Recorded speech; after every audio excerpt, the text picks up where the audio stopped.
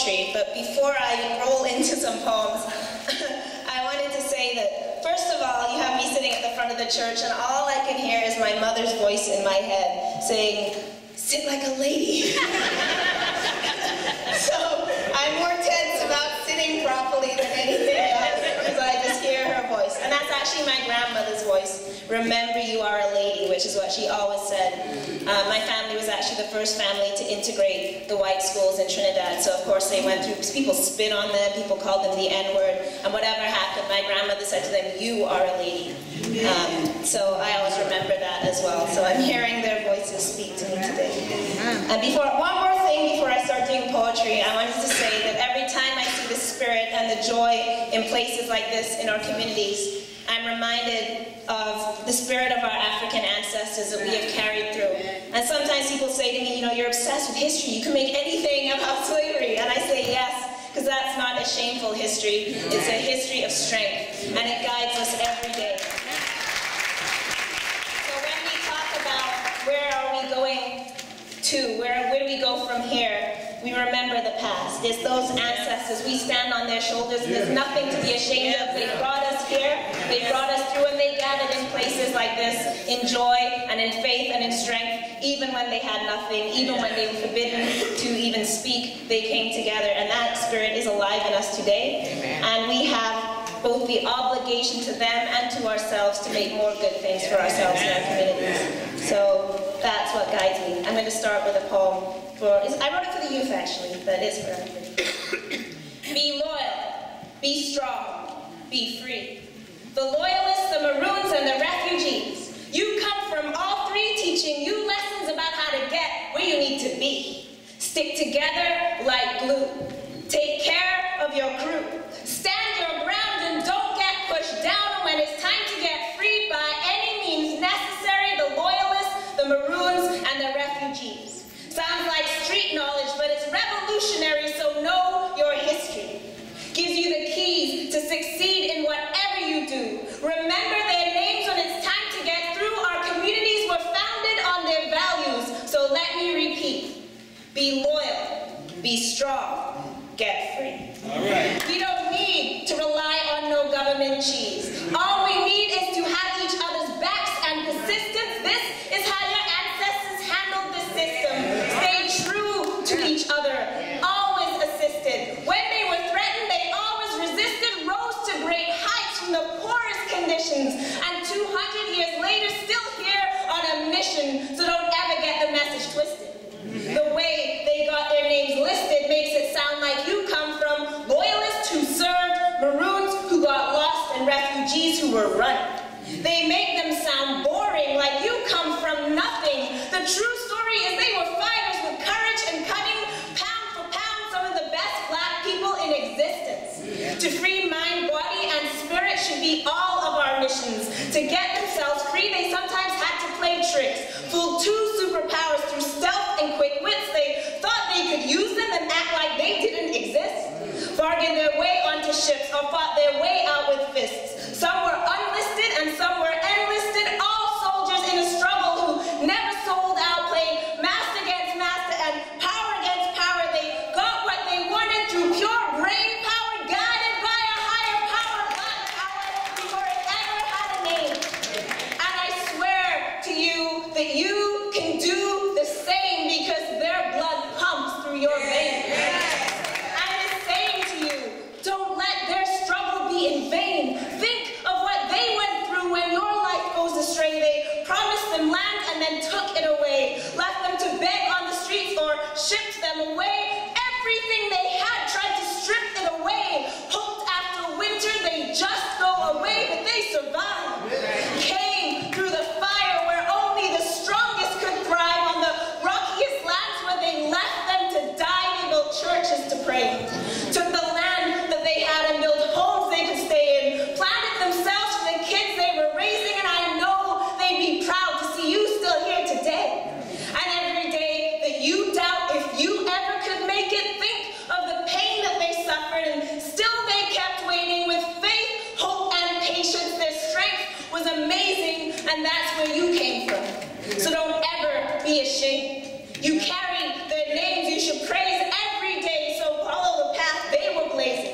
With blood like that circulating, how can you not achieve? No one ever promised that life would be easy, so don't let yours go to waste through a lack of belief. Your ancestry is the root and you are the leaf. This is not street knowledge, it's revolutionary. So let me repeat, be loyal, be strong, get free.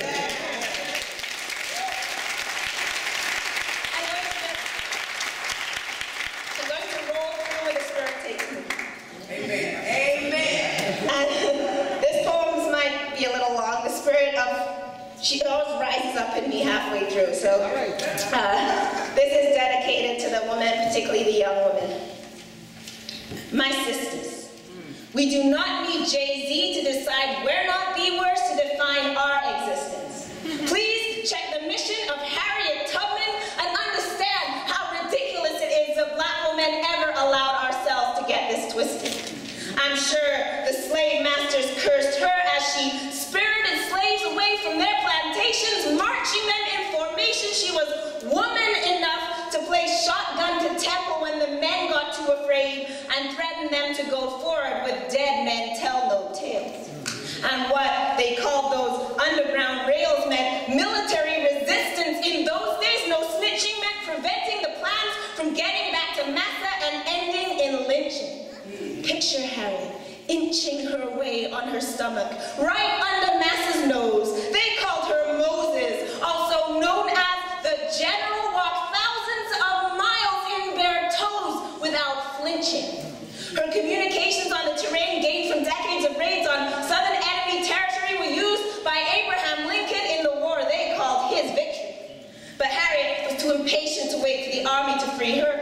My sisters, check this situation.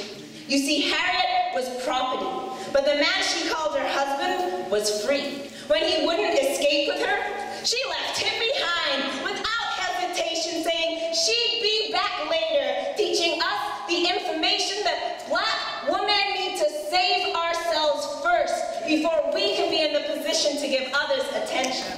On Harriet's first venture, she entered back into danger to collect him. Expecting him to run with her, she brought a new suit of clothes she saved her money to buy. She sent a message to tell him she was hiding outside, ready to take him with her, do or die, until he sent back the info that he had married another woman.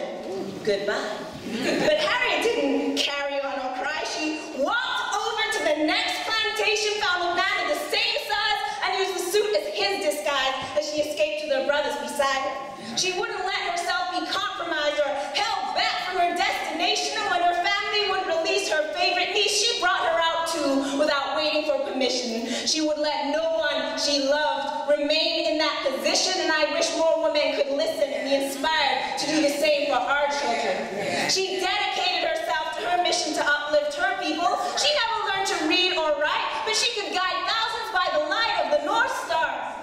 Meanwhile, my sisters with more degrees or PhDs, believing we have come so far, are brainwashed into thinking our life has no dignity. And so we do not seek for quality. My sisters, we must ask ourselves seriously why so many of us have our own house or bank account or car, but still do not value ourselves 0.5% as much as Harriet did. We need to ask ourselves why it is we continue to accept being less than 3/5. Not like Harriet taking care of business. Sisters, please consider what I am telling you about her life and refuse to participate any longer in your own degradation. When so many of us ride out bad relationships, hoping to be a wife or just too scared to be alone, Harriet took care of herself and her own. Even before she was grown, she was making life and death decisions. At 7 years old, she escaped for the first time. She would rather live in a pigsty than submit to her mistress. And my sisters, we must insist on respecting ourselves and protecting our daughters before too many of them become neglected. We must resist this vicious culture that tells them their only worth is to be bootylicious. We have been believing in fictitious images of celebrities as the pinnacle of success. Please picture all that Harriet accomplished and refuse to be an accomplice to selling yourself. It was not so long ago that women like her were actually known as property, but we so willingly let it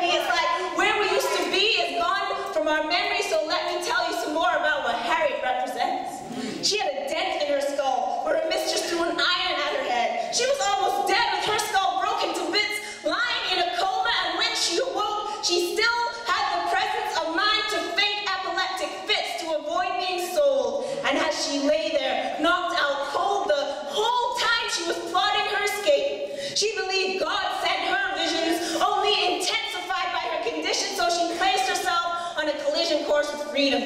I wish I could explain to you the force contained in this woman, how she freed a man from prison by starting a riot, driven by the conviction that we will have freedom or we will die.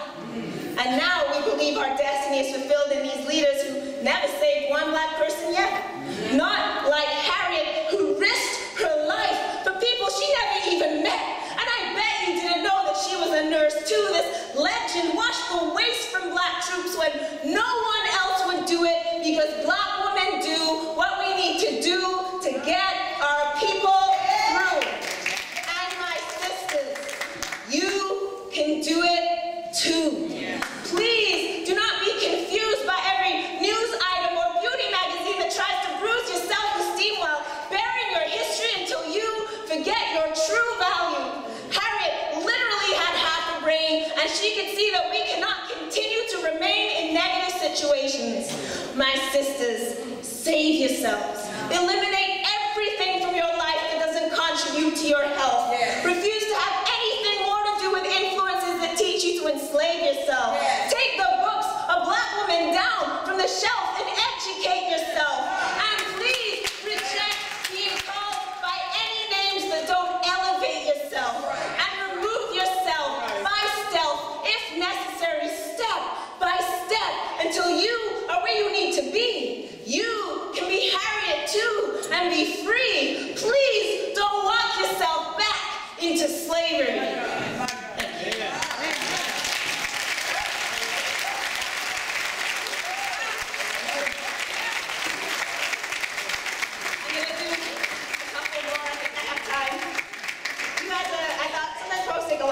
So I think I have time for a couple more. I'm good. All right. We've been doing some positive things. This one's maybe a little more negative, but it's truth-telling. This is what the influences are around us. So this is for all my queens and queens, and all my kings in Kingston, raising a baby in Babylon. If all of the sisters could fight for the brothers instead of fighting over the brothers, and all of the brothers could try to love their own instead of trying to own love, then maybe we could fight like X did instead of fighting our exes. And maybe if for a minute we stopped hating each other, we could do like hate and free each other. And ladies, ask Harriet Tubman what it should mean to railroad each other instead of selling each other out. We saw the soul in each other. And brothers, we need to stop pimping black women like we learned from Massa and be more like Selassie instead of selling out. We used to go broke to go to school. Now we'd rather go broke than go to school. We were out in the hot fields dying to be cool. Now we're out in the streets dying to be cool, so we spend our last cent on those sweatshop shoes. We take our government check, but we don't check our government. We'll vote for American Idol, but not the president. So while our brothers sit idle and sing, we don't care if our idols can sing. And because we were sold to make sugar in Barbados and Bahamas, now we talk about getting those sugar daddies and sugar mamas. And when we talk about dead presidents, we mean cash and not Obama. We're all up in each other's business, but we can't get up in each other's businesses, and then we wonder why we still don't own it. Instead of building like Egypt to try to jip each other, we'll rip each other off before we tip each other, and then we say, don't trip, brother. So we give each other props for still being property, and we'll fill our heads with hip-hop, but never with philosophy, while we buy anything unnecessary instead of by any means necessary. Black men call their home their crib. Like they're so busy being children, they can't raise their kids, and they'll call their woman their baby mama, but never give her that rib. We used to have to run away from the dogs so we could get married. Now we run away to be dogs instead of being called daddy. And because we used to feel the crack of the whip, now we sell crack to buy new whips. And instead of getting that diploma, we'd rather dip. So instead of working in that office and wearing a white collar, we get collared by white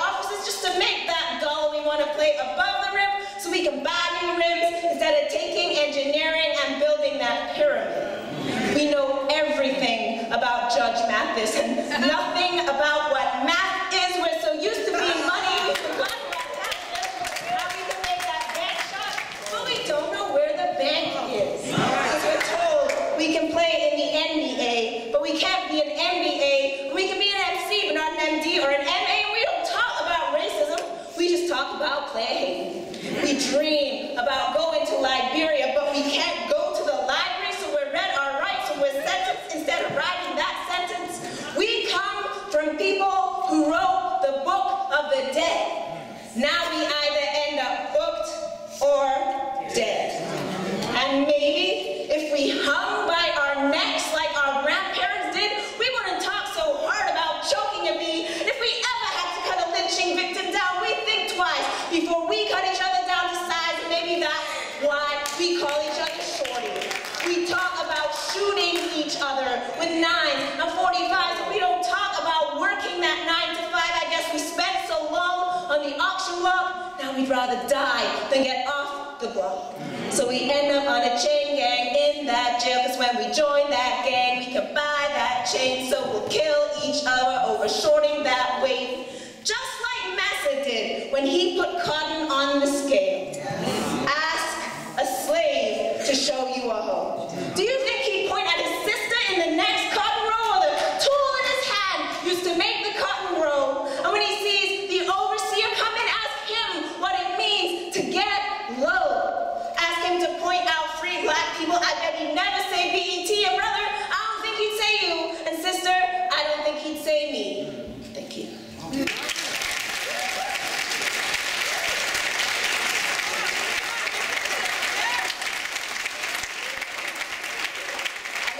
One more, and before that, I want to thank you all for listening. I know people come up and just scream poetry. It's a little strange. But I always remember that my voice comes from everybody who is silenced before me and who couldn't speak. So whatever that way we have of speaking is, for me it's poetry. For them it's singing, but it may also be whatever it is, express yourself, going to work, caring for your family, being in good relationships, being healthy with yourself, getting an education. These are all things that are creative as well, and they're things that we should think about and emphasize to get us where we are going. Because we are going, in only 40 years, look where we've come. It's been 40 years since we've basically been allowed to go to university, to own our own property, to do all these things in society, and here's where we are. So what, in 40 more years, when we get more kids into these universities, more kids going to college, more people getting jobs. So we should never look at ourselves and think, oh, we've done nothing, oh, look at us, despair, because we have done so much. We've been forbidden from everything, and look at us. In a building, in a community that was built by self-liberated people who freed themselves and built everything. So we always should remember that, keep that in front of us, and make sure that we're giving to the next generation what they deserve. So this final poem is about my grandmother. Let me tell you about my grandmother Zilla, the illest woman, one soul in a billion. If I inherited 1/10 of her strength, I'd be Atlas. I'd rather her blood in my veins than Cleopatra's. Trinidad bore her at the beginning of the 20th century, offspring of a land of natural plenty where mangoes jostled in the yard with the breadfruit tree, wet seasons succeeding dry with regularity, and safe from hurricanes harmed by the mountain's protection. Truly, it was a place where God's promise seemed evident. Even for slaves, its beauty was heaven sent. Oh, why are we outcasts in these Edens? Is it our destiny? Inheritors of the world where we live as the enemy. Sacrifices in lands where we should be sacred. We go through this life little better than naked. Born onto this earth, Grandmummy gave it her labors and lived out her days a stranger to its favors. Grandmother Zilla, she raised 5 children. Granddaddy had a degree but couldn't work for a living, hung out down at the panyard, beating a rhythm, went on month to month, never saving a shilling. Black woman surviving the times is a miracle, like a biblical soldier with a strength that was spiritual, everything a struggle, nothing was given. But on the dinner table, she always had linen, and in her daughter's hair, there was always ribbons, scraped up money somehow for their education, living in hopeless times. She never lost patience, didn't feel she was degraded by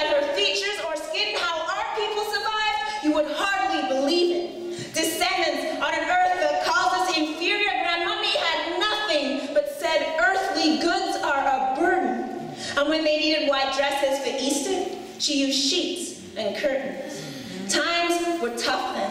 The rich folk were thieving. There's a burning greed feeding those who have everything. Even the nothing we have is offending them, leading them to destroy the very flesh we conceive in. So when her son was born, the doctor said, leave him. He had water on the brain, so they said, don't bother. Told her he wouldn't even live to see 11, like the worth of his time on this earth was negligible. Who are they to call a human soul a vegetable? But grandmommy, she knew how those doctors preach evil. What do they know of what love really is? Took him home and gave him the name of her father. You see how they'll try to tear our families apart? Like water on the brain means you got ice in the heart. And what does it matter if you're a Negro or retarded? It's the same to some folks if ain't none of us human. Assuming the paths of our lives is inevitable, black women might as well give birth to a gorilla. But to grandmother Zilla, all her children were beautiful. And by 3 days, her son outlived her. For the God that she praised to the end was merciful. Grandmother Zilla lived almost a century. She'd say God doesn't do nothing that wasn't meant to be.